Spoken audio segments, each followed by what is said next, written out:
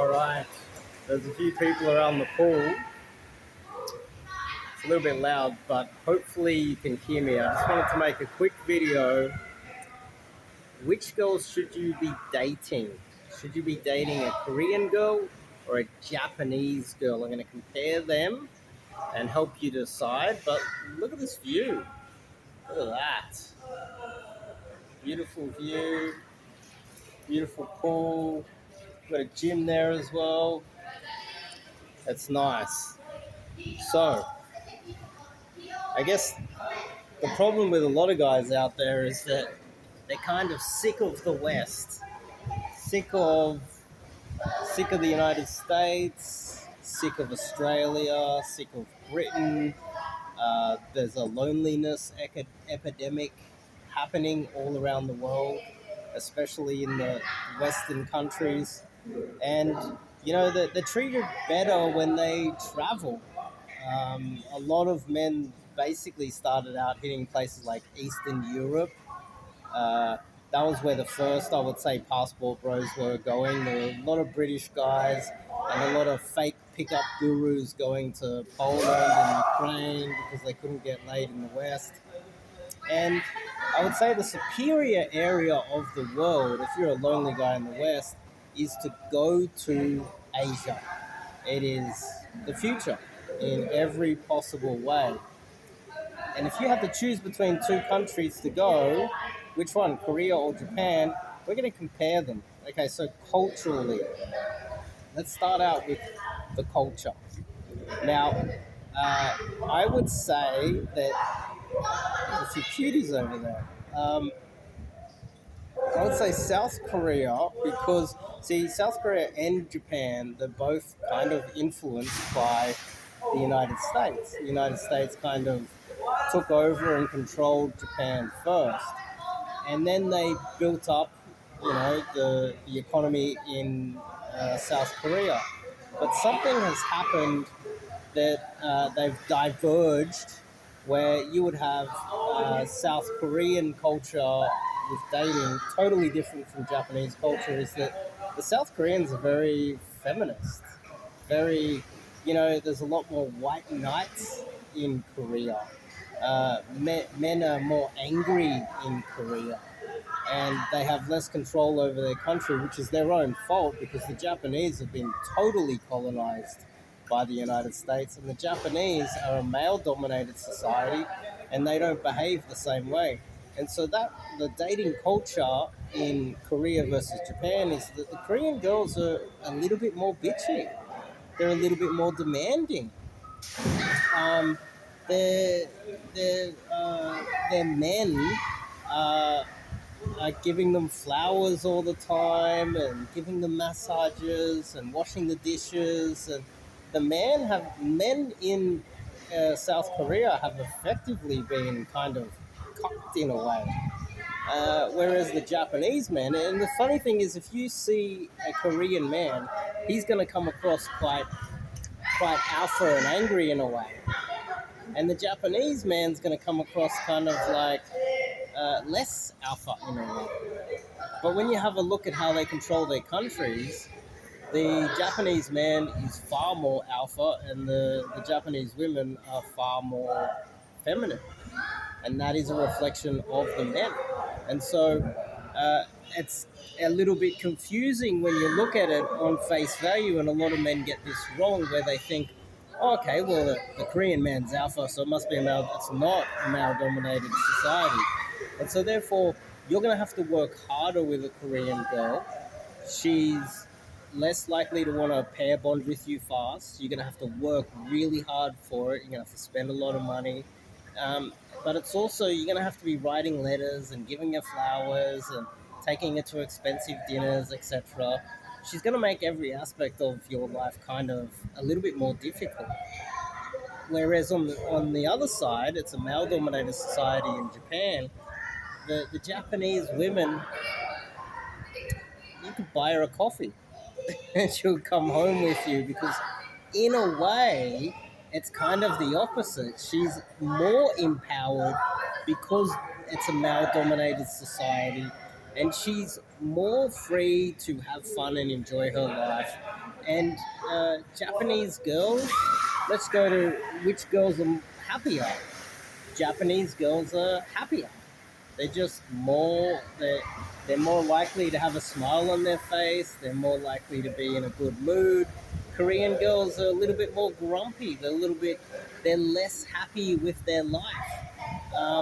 And both of these countries are wealthy, advanced societies, so it doesn't make sense why, you know, based on the economy and the work life balance, why the Korean women would be more grumpy. But that's just a fact. That's just how it is. Now, so the Korean girls are a little bit more grumpy. The Japanese girls are happier. They're, the culture is a male-dominated society. You're less likely. Here's another factor: Korean girls are more likely the next day, for absolutely no reason, to go, I regret what I did last night with this guy, and charge you with something. Actually, like, uh, lodge some sort of police report against you when you've done nothing wrong. Japanese girls are less likely to do that. So you're safer to go with a Japanese girl. And this is partly why Japan is a far more dominant, successful society, because the men aren't spending too much of their time dealing with nightmare women. Nightmare women kind of destroy your society, your economy, and the future prestige of the country. Japanese girls they understand that this is part of dating. They might regret it the next morning. It's kind of their fault as well because they decided to do it last night, right? But in the West, as well as Korea, they might change their mind the next morning and you could get in trouble. You hear of a lot of men getting in trouble in South Korea. So that's another factor as well. Now, at the moment, I've stacked it heavily in the Japanese favor.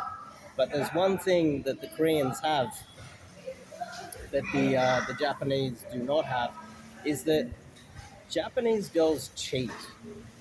They cheat a lot, and they're extremely dishonest. So you could legit be in a long-term relationship, or you could be married. You could have kids, and she could go for a walk down to the shops. You're like, "Where's my wife? She's been gone a couple of hours." Sleeping with some random guy she met in the shops. You'll be shocked what Japanese girls are willing to do. But on the flip side, in a way, because it's more of a different culture and the women demand a lot more, um, Korean girls stick by their men by and large, uh, more than I would say the Japanese girls. Japanese girls are far more likely to cheat. They're far more likely to sleep with anybody in their way. If if they truly love you, and some guy's good looking and he's just nearby, they might actually just sleep with that random guy just because he's there. So infidelity runs rampant when dealing with Japanese girls. What else is there? So we've covered quite a few bases already. We're coming up to 10 minutes. I could probably cover a little bit more ground, but I think uh, it's a slam dunk for the Japanese girls. Uh, okay, here's another one. Japanese girls generally have messed up teeth. Their teeth are a little bit. They're not like. See how mine are like kind of normal. Japanese girls will have like jagged teeth sticking out. It doesn't make sense why they don't fix their teeth at an earlier age, but quite often they don't. Um, uh, and Korean girls are probably more likely to have better teeth. Plastic surgery runs rampant over there. But on the flip side, another negative for Korean girls is you don't know what you're getting because she might have had too much plastic surgery. It's less likely to happen in Japan. Still, with the teeth and the cheating, the Japanese girls, they win by far. They're definitely by far the best choice for you. It's a slam dunk. And most people agree with me on this point. If you disagree, leave a comment. Now, if you are wondering how you can meet a Japanese girl, even if you travel to the country, there's no guarantees you're going to be able to get one. Sure, you can get on dating apps, but there's also, and I'll put it in the description. I'll put it on the. It's on my YouTube channel. It's on my website. The 30-day challenge to get you approaching girls and learning how to cold approach Japanese girls if you happen to go to Japan and seek out by far the superior women in that region of the world. 30-day challenge, learn the cold approach, and you'll be able to pick which ones you like and approach them and have a nice conversation with them on the street and possibly take them home. And they are quite promiscuous, so I think you'll do quite well. I also, on my website, I wrote an article. It's a very long article. It's about 5,000 words about my experience when I first went to Japan for 8 days, what I got up to blow by blow every single day, how I met women in Japan. I recommend you read that and check it out, and hopefully that helps you, and hopefully the 30-day challenge helps you as well, and hopefully being able to pick between Korean girls and Japanese girls and where you should travel next. I highly recommend Japan. See you guys in the next video.